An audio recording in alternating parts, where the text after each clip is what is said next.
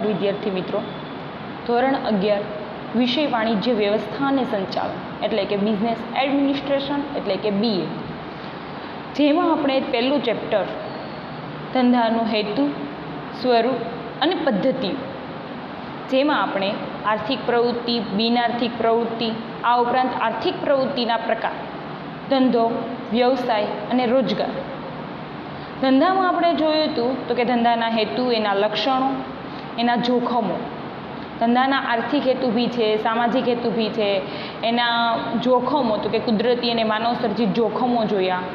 પછી આપણે વ્યવસાયની માહિતી જોઈ અને હવે જોવાનું છે રોજગાર એટલે શું, એના લક્ષણ.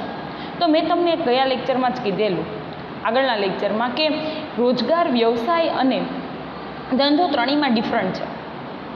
ધંધો શું છે કે વ્યક્તિ પોતાની માલિકીની છે અને ધંધો એટલે મતલબ કે એમાં નફો નુકસાન જે પણ કંઈ થાય છે એ વ્યક્તિ પોતે ભોગવે છે. એ શું છે તો કે ધંધો છે. જ્યારે વ્યવસાય શું છે તો કે એમાં શું છે, વ્યક્તિ પાસે જે પણ કાંઈ આવડત છે, જ્ઞાન છે, એનો ઉપયોગ એ શોના માટે કરે છે તો એ સમાજના લોકો માટે કરે છે અને બદલામાં એ ફી સ્વરૂપે નાણાં મેળવે છે. એને શું કહેવામાં આવે છે? વ્યવસાય કહેવામાં આવે છે. જ્યારે રોજગાર કોને કહેવામાં આવે છે તો કે તમે કોઈના નીચે, અંડરમાં કોઈની નીચે તમે કામ કરો છો, એને શું કહેવામાં આવે છે? રોજગાર કહેવામાં આવે છે. અને રોજગારમાં વેતન છે ને ફિક્સ હોય છે, અમુક સમયાંતરે વધે છે, બાકી વેતન ફિક્સ હોય છે. જ્યારે વ્યવસાયમાં અને ધંધામાં અનિશ્ચિત રીતે હોય છે. વ્યવસાયમાં બી થોડુંક છે ને એમાં મતલબ આપણે એવું કહી શકીએ કે વ્યવસાયમાં ક્રાઇટેરિયા એટલે કે અમુક સરળ સીમા મર્યાદા નક્કી કરેલી હોય છે. જ્યારે ધંધામાં તો એવું કોઈ હોતું જ નથી, અનલિમિટેડ હોય, અનિશ્ચિત નફો હોય. વ્યવસાયમાં ફી છે એ લોકો એસોસિએશનમાં ફિક્સ કરેલી હોય. હા, ઘણી વ્યક્તિ અનુભવી જાજી છે, એની પાસે સારામાં સારી ક્વોલિફિકેશન છે, અનુભવ છે, તો એના આધારે એ ફેમસ છે, એના આધારે એની એ ફી લેસ છે. જ્યારે રોજગારમાં એવું હોતું નથી. એ લોકોનું શું હોય છે તો કે ફિક્સ સેલેરી હોય છે. હા, સમયાંતરે થોડું ઇન્ક્રીઝિંગ થાય છે એમાં, પણ એટલું બધું ધંધા જેટલું તો થતું જ નથી. જોઈએ આપણે રોજગાર એટલે શું. નિશ્ચિત વેતનના બદલામાં અન્ય વ્યક્તિ કે સંસ્થા સાથેના કરાર મુજબ કાર્ય કરવાની આર્થિક પ્રવૃત્તિ એટલે રોજગાર. એને કહેવાય નોકરીદા, એટલે નોકરી, મતલબ કે નોકરી આપણે એમ કહી શકીએ. રોજગાર એટલે શું કે એક પ્રકારની જોબ, જેને આપણે શું કહી શકીએ તો કે એમાં શું હોય તો કે કોઈ આર્થિક પ્રવૃત્તિ તમારે કરવાની છે, પરંતુ બદલામાં તમને નિશ્ચિત વેતન મળશે અને તમે કોઈ પણ કંપની, સંસ્થા, કોઈ પણ સાથે તમે ચોક્કસ કરાર કરેલો હશે. એમાં લખેલું હશે કે મહિના દરમિયાન તમને એટલું વેતન મળશે, મહિના દરમિયાન તમારે આટલા દિવસો આવવાનું થશે, એટલા દિવસમાં આ કાર્ય કરવાનું થશે, અને એ કાર્ય એટલે એ લોકો કે એવી રીતે કાર્ય કરવાનું છે, તો એ જે છે એને શું કહેવામાં આવે છે? રોજગાર કહેવામાં આવે છે. નિશ્ચિત વેતનના બદલામાં અન્ય વ્યક્તિ કે સંસ્થા સાથેના કરાર મુજબ કાર્ય કરવાની આર્થિક પ્રવૃત્તિ એટલે રોજગાર. એટલે કે રોજગાર કોને કહેવાય તો કે નિશ્ચિત વેતનના બદલામાં કોઈ અન્ય વ્યક્તિ કે સંસ્થા સામે તમે જે કરાર કરેલો છે એ કરાર એમાં તમને જેવું કહેવામાં આવ્યું છે કે આવી રીતે જ અહીંયા કામ થશે, તો એ કરાર મુજબ જ તમે આર્થિક પ્રવૃત્તિ કરો છો અને બદલામાં તમને નિશ્ચિત મહિના દરમિયાનનું વેતન મળે છે, એને શું કહેવામાં આવે છે? રોજગાર કહેવામાં આવે છે. દાખલા તરીકે સરકારી કર્મચારીઓ, બેંકના કર્મચારીઓ, શિક્ષકો, ખાનગી પેઢીમાં કામ કરતા કર્મચારીઓ, આ બધાનું શું છે? રોજગાર છે. હા, જો શિક્ષક સ્કૂલમાં ભણાવવા આવે છે તો એનો રોજગાર થયો, પણ ઘણી વખત શિક્ષક છે એ પોતે જાતે હોમ બેચ લેતો હોય કે સામે ભણાવવા જતો હોય, તો ત્યાં એનું ફિક્સ ના હોય કે બધા શિક્ષકની ફી એક સરખી, મતલબ હોમ બેચમાં મહિનાના 5,000 તો મહિનાના 5,000 એવી ફિક્સ ફીસ હોતી નથી. એટલે અહીં રોજગાર એટલે શું કે રોજગાર ટૂંકમાં એવું યાદ રાખવાનું કે રોજગારમાં તમારે કરાર કરેલો હોય, કરાર અનુસાર કામ કરવાનું, અને ફિક્સ હોય કે એટલા સમય માટે તમારે ત્યાં કામ કરવું જ પડે, તો એ પ્રમાણે કામ કરવાનું. એટલી રજા પાડશો તો આ પ્રમાણેની સેલેરી કપાશે, એ પણ ફિક્સ હોય છે, તો એ પ્રમાણેની સેલેરીનું કપાતી હોય. એ બધા જ કરારમાં નિયમો લખેલા હોય, કેટલા વાગે આવવાનું, કેટલા વાગે જવાનું, યુનિફોર્મની બાબતને લઈને, ટાઈમની બાબતને લઈને, રજાની બાબતને લઈને, કામની બાબતને લઈને, બધી જ બાબત રોજગારમાં લખેલી હોય છે. હવે જોઈએ રોજગારના લક્ષણો. તો પહેલું છે કરાર અનુસાર વેતન. તો કે રોજગાર કરનાર વ્યક્તિને કરાર અનુસાર વેતન મળે છે. હા, એક વસ્તુ અલગ છે કે ભાઈ બધાયના વેતન એક સરખા હોતા નથી. બધાયના વેતન અલગ અલગ પ્રમાણે હોય છે. એક્સપિરિયન્સ, એની આવડત, એની ક્વોલિફિકેશનના આધારે દરેક વ્યક્તિના પગાર છે એ રોજગારમાં એક જ સ્થળે કામ કરતા હોવા છતાં પણ બધાયના વેતન કેવા હોય છે? અલગ અલગ હોય છે. પણ હા, તમને જે વેતન તમારી યારે નક્કી કરવામાં આવ્યું છે એ જ વેતન મળે.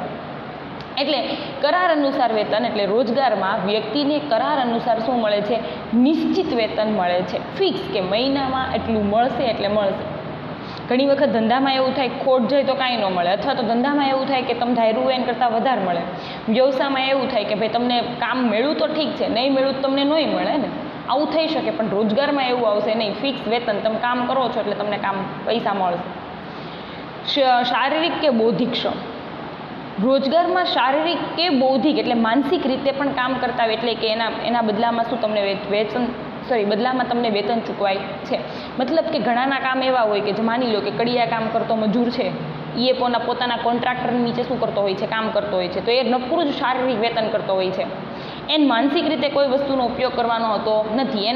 એને કોન્ટ્રાક્ટર એમ કે આ રીતની દિવાલ ચણાવવી જોઈએ અને આ રીતનું થવું જોઈએ, તો એ સતત શું કરતો હોય છે? એના શારીરિક રીતે એ કામ કરતો હોય છે.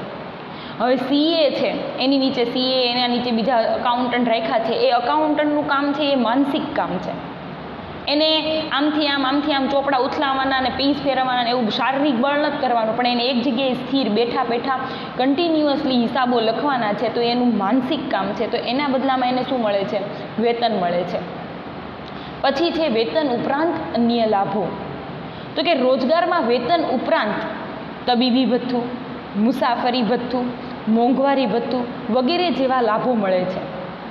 હા, મળે. તમે કોઈ પણ રિલાયન્સ કંપનીના એક્ઝિક્યુટિવ એટલે કે સિનિયર એક્ઝિક્યુટિવ કર્મચારી તરીકે તમે કામ કરો છો તો તમને આ બધા રિલાયન્સમાં તો તમને ખબર હોય ને, તો ના ખબર હોય તો કહું તો કે રિલાયન્સમાં જે સિનિયર એક્ઝિક્યુટિવ તરીકે કામ કરતા હોય એ કર્મચારીને રહેવા માટેના ઘર, એટલે મતલબ એ લોકોને કંપની જ ઓફર કરે ઘર, એ ત્યાં રહેવાનું.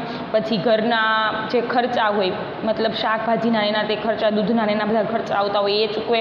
આ ઉપરાંત વર્ષ દરમિયાન એક ટૂર થાય. આ ઉપરાંત એ લોકોને લેવા મૂકવા માટે સ્પેશિયલ કાર રિલાયન્સની, એટલે એ લોકોને કાર લઈ જાય અને મૂકી જાય. આ ઉપરાંત દવાખાની મેડિકલ ખર્ચ કોઈ પણ લાગે એ કંપની ભોગવે. આ ઉપરાંત એક્સ્ટ્રા એને જે પગાર મળતો હોય એ પગાર તો મળે જ. અને વર્ષ દરમિયાન જે એક ટૂરની હું વાત કરું છું કે ટૂર મળે, તો એ ટૂર બી ખાલી ભારતની નહીં હોય, વિદેશી ટૂર બી એમાં આવે. તો આ બધી જ વસ્તુ એ કંપનીઓ પછી તમે કઈ કંપનીમાં કામ કરો છો એના પર ડિપેન્ડન્ટ છે. એવી મોટી કંપનીમાં, રિલાયન્સ જેવી મોટી કંપનીમાં કામ કરતા હોય અને એમાંય સિનિયર પોસ્ટ પર તમે છો, સારામાં સારી પોસ્ટ પર છો, મતલબ વિભાગીય અધિકારીની પોસ્ટ પર છો, તો તમને આ બધી જ વસ્તુ મળે. મોંઘવારી ભથ્થું આવે એટલે એને શું કહેવાય કે ભાઈ જે ટાઈમ પર મોંઘવારી વધતી જતી હોય તો એ ટાઈમ પર વેતન ઉપરાંત એક્સ્ટ્રા પૈસા મળે.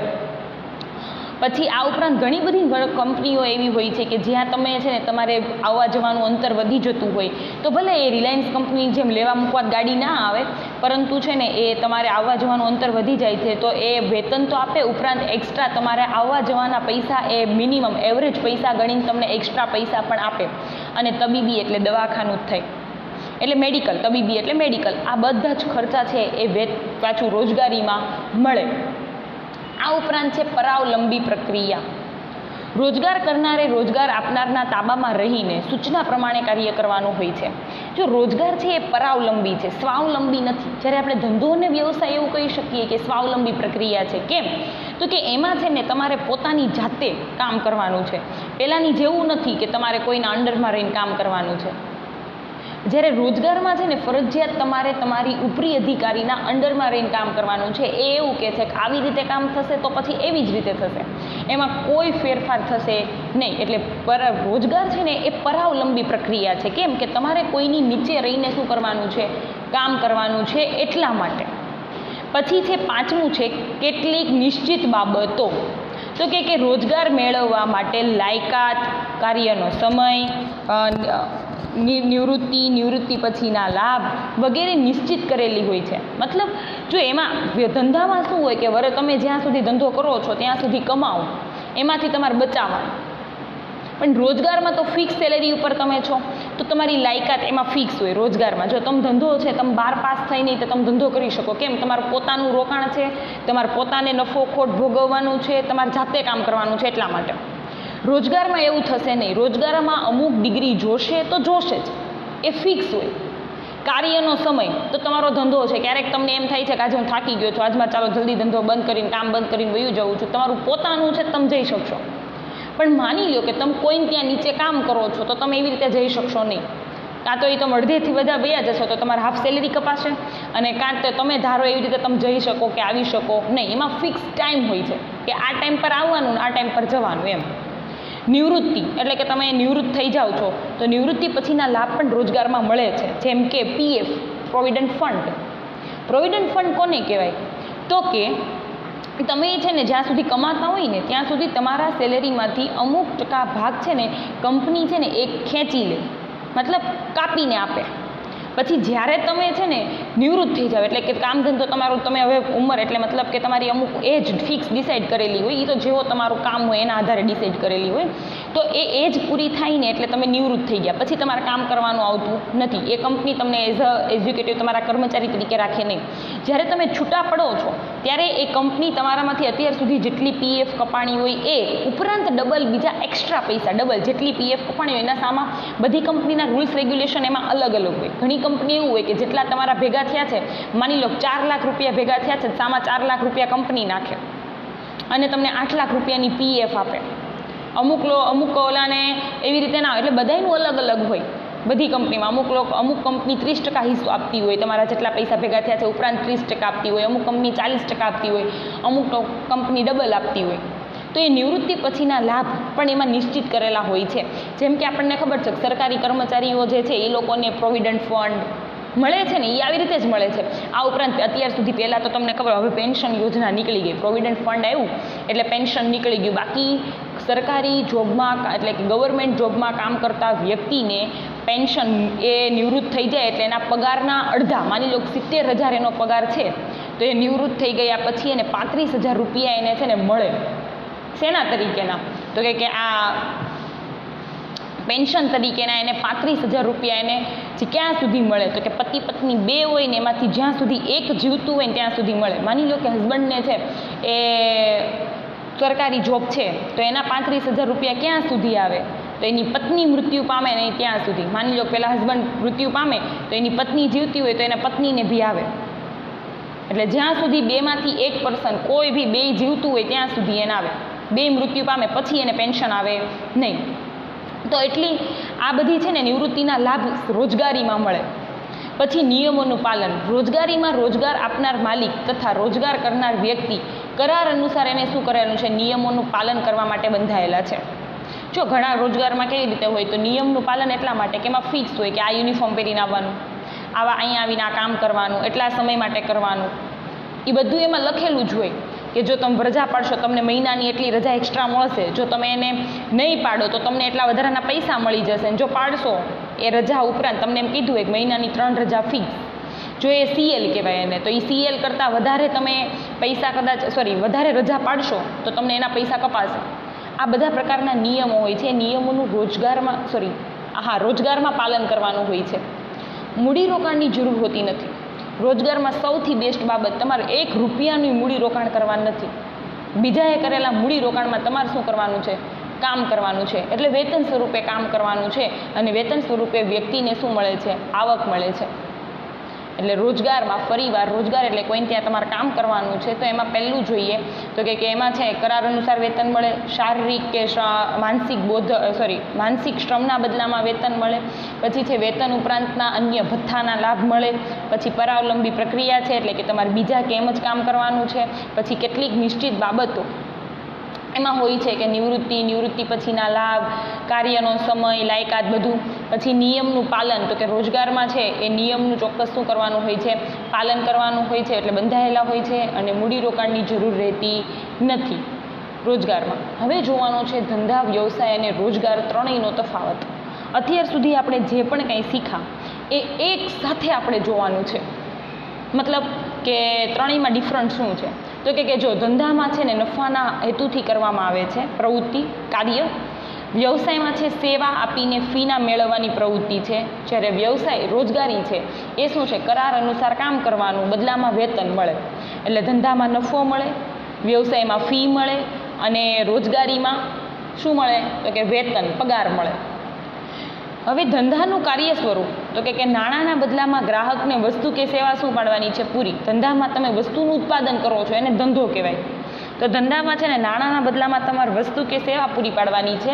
વ્યવસાયમાં તો કે ફીના બદલામાં તમારે તમારી પાસે જે જ્ઞાન રહેલું છે એ જ્ઞાન આપવાનું છે, યા તો ફીર તમારી પાસે જે આવડત છે એ આવડત તમારે લોકોને પૂરી પાડવાની છે. મતલબ વકીલ છે તો એની પાસે બધું જ કાયદાકીય જ્ઞાન છે, તો એ સલાહ સ્વરૂપે સામેવાળી વ્યક્તિને આપશે ને. એ તો એમ નહીં કે ચાલો આ થેલી ભરીને તમે લઈ જાઓ, એટલા કાયદા છે એ લઈ જાજો, એમ એના એટલા પૈસા, એવું આવશે નહીં. માનસિક જ્ઞાન છે એ સામે કન્વર્ઝેશન થશે. અને વેતનમાં છે શારીરિક કે માનસિક શ્રમ આપવો પડે, બદલામાં તમને પૈસા મળે છે. સમજાય છે? તમે ઉત્પાદક છો, કે ધંધો કરો છો તો તમારે વસ્તુનું ઉત્પાદન કરવાનું છે, બદલામાં તમને શું મળશે, વસ્તુનું ઉત્પાદન કરવાનું છે, ગ્રાહકને વેચવાની છે એટલે તમને નફો મળશે. વ્યવસાયમાં તમે માની લો કે તમે વકીલ છો તો તમારી પાસે જે આ સેવા છે, આવડત છે, ડૉક્ટર છો તો તમારી પાસે જે આવડત છે એ લોકોને તમારે આપવાની છે, બદલામાં તમને શું મળશે, ફી મળશે. જ્યારે રોજગાર કરો છો કોઈને ત્યાં તો તમારે શું કરવાનું છે તો કે રોજગારીવાળી વ્યક્તિ છે એને પોતે રોજગારવાળી વ્યક્તિ છે એને શારીરિક કે માનસિક શું કરવાનો છે, શ્રમ. જો ધંધો કરવા માટે કોઈ પણ પ્રકારની શૈક્ષણિક લાયકાત જોઈએ નહીં. ધંધો કરવા માટે કોઈ પણ પ્રકારની શૈક્ષણિક લાયકાત જોશે નહીં. વ્યવસાયમાં શૈક્ષણિક લાયકાત, વિશિષ્ટ પ્રકારની શૈક્ષણિક લાયકાત છે, જ્ઞાનની જરૂર પડશે. જ્યારે રોજગારીમાં કરાર અનુસાર કામ કરવાનું છે તો કરાર પ્રમાણેની લાયકાત જોશે. જરૂરી નથી કે તમારે એટલી જ લાયકાત જોઈએ, પણ કરાર અનુસાર તમારે શું કરવાનું છે, કામ કરવાનું છે. એટલા માટે તમારે કરાર અનુસારની શું જોશે, લાયકાત જોશે. અહીંયા લાયકર લખ્યું છે ને ત્યાં લાયકાત કરજો. પછી છે મૂડી. તો કે વ્યવસાયમાં ધંધામાં છે એમાં બહુ મોટા પ્રમાણમાં મૂડીની જરૂર પડે, કારણ કે તમારો પોતાનો ધંધો છે, જાતે રોકાણ કરવાનું છે. એટલા માટે સ્થાપના, અને જ્યારે વ્યવસાયમાં છે સ્થાપના સમયે મર્યાદિત, એટલે કે તમારે પોતાની જો ધંધો છે તો તમે નાની એવી ઓફિસમાં તમે ના કરી શકો, એટલે એને મોટા વિશાળ પાયે કરવો પડે. એટલા માટે એમ વધારે મૂડીની જરૂરિયાત પડે. પછી જ્યારે શું કહેવાય કે આપણે એમ કહીએ તો કે વ્યવસાયમાં છે નાની એવી, એટલે મતલબ એક ઓફિસ કરવી પડે, ફર્નિચર, એટલે એમાં મર્યાદિત મૂડીની જરૂર પડે. જ્યારે રોજગારમાં તો મૂડીની જ જરૂર ન પડે, કારણ કે તમારે કાંઈ રોકાણ કરવાનું જ નથી. બીજાએ કરેલા રોકાણમાં તમારે તો શું કરવાનું છે, એક શ્રમિક તરીકે ત્યાં કામ કરવાનું છે, એક કર્મચારી તરીકે તમારે ત્યાં કામ કરવાનું છે. પાંચમું તો કે વ્યવસાયમાં ધંધામાં શું મળશે, નફો મળશે. મેં પહેલાં જ કીધું ને કે ધંધામાં નફો મળે, વ્યવસાયમાં ફી મળે અને રોજગારમાં વેતન કે દરમાયો એટલે કે પગાર મળે. હવે ધંધામાં જોખમ અને અનિશ્ચિતતા છે એ સૌથી વધારે છે. ધંધામાં જોખમ અને અનિશ્ચિતતા સૌથી વધારે. વ્યવસાયમાં છે ને નિશ્ચિત, એટલે મતલબ કે નિશ્ચિત ફી મળવાનું જોખમ છે. ફી તો તમને મળે જ, પણ તમે નક્કી કરી હોય એટલી મળે અથવા તો ઓછી મળે, એમ ચોક્કસ ફી ન મળે, ઓછા વધુ હોય. જ્યારે રોજગારમાં કોઈ પ્રકારનું જોખમ જ નહીં. તમને ફિક્સ છે, મહિને પગાર આવવાનો છે તો આવવાનો છે. ઘણા લોકોને બાંધા પગાર ઉપર હોય તો મહિને 50 આવતા હોય તો 50 આવે જ. અમુક લોકોને કામ કરવા ઉપર ડિપેન્ડન્ટ છે, તો એવી રીતે હોય. પછી છે આચારસંહિતા. તો કાયદાકીય જોગવાઈનું જો પાલન છે એ રોજગારમાં કરવું પડે. પછી એટલે કે સરકારે જે કાયદા બનાવ્યા છે એનું પાલન રોજગારમાં કરવું પડે, ધંધામાં કરવું પડે. વ્યવસાયમાં તો કે વ્યવસાયિક સંઘ, મેં તમને કીધું હતું કે એસોસિએશન હોય, વકીલના એસોસિએશન હોય, સીએના એસોસિએશન હોય, ટીચર્સના એસોસિએશન હોય, દવાખાના ડૉક્ટરના એસોસિએશન, આ બધાના એસોસિએશન હોય. તો એમાં જે પણ કંઈ નિયમો છે એનું પાલન વ્યવસાયમાં કરવું પડે. અને રોજગારમાં તો આપણને ખબર જ છે કે કરાર પ્રમાણે જ કામ કરવાનું છે, એટલે એ રીતે કામ કરવું પડશે. પછી છે માલિકીની ફેરબદલી. તો કે ધંધામાં માલિકી હિતની ફેરબદલી શક્ય છે. મતલબ કે તમારે ધંધામાં માલિકી ફેરબદલી કરવી હોય તો તમે કરી શકો, કારણ કે એ પોતે માલિક છે. માલિકી તમે ચેન્જ કરી શકો, મતલબ કે તમે આખું સંભાળતા હોય, તમારે બીજા કોઈને આપવું છે તમે આપી શકો. ધંધામાં એ શક્ય છે. વ્યવસાયમાં માલિકી બદલી શકાય નહીં, કારણ કે માની લો કોઈ વકીલ છે એ એમ કહી દે કે ભાઈ મેડમ તમે હવે ટીચરમાંથી વકીલ બની જાઓ, તો એ પોસિબલ નથી, કારણ કે મારી પાસે એ પ્રકારનું જ્ઞાન છે જ નહીં, એટલે એ પોસિબલ થાય નહીં. નોકરીમાં પણ એ પોસિબલ નથી, કામ કરવા તમારે જ જવું પડે, તમારી જગ્યાએ કોઈ બીજાને તમે મોકલી શકો નહીં. જ્યારે ધંધામાં એવું થઈ શકે કે માની લો કે તમે 15 દિવસ નથી તો 15 દિવસ તમને એમ લાગે કે આ વ્યક્તિ મારી વસ્તુ મારા વ્યવસાયને વ્યવસ્થિત સંભાળી શકે એમ છે, તો તમે એને તમારી જગ્યાએ મોકલી શકો છો. એટલે આ વસ્તુ ત્રણેયમાં ડિફરન્ટ આ છે. ટૂંકમાં એવું યાદ રાખવાનું કે ધંધો પોતાનો છે, પોતાને મૂડીરોકાણ કરવાનું છે, પોતાનો નફો કમાવાનો છે. વ્યવસાયમાં આવડત થોડીક જોશે, તમે જેટલું સારું સામેવાળાને આપશો ને એટલી સારી તમને ફી મળશે. અને રોજગારમાં કરાર અનુસાર કામ કરવાનું છે કે ત્યાં તમે કામ પર તમારા કામ ઉપર ડિપેન્ડન્ટ છે કે તમારે ક્યાં કોઈના નીચે તમારે જાતે કાંઈ નથી કરવાનું, તમારે સામેવાળા વ્યક્તિના નીચે તમારે શું કરવાનું છે, રહીને કામ કરવાનું છે. વિદ્યાર્થી મિત્રો, આજે અહીં સુધી રાખીએ. આવતા લેક્ચરમાં વેપારની માહિતી આપણે મેળવીશું. Thank you.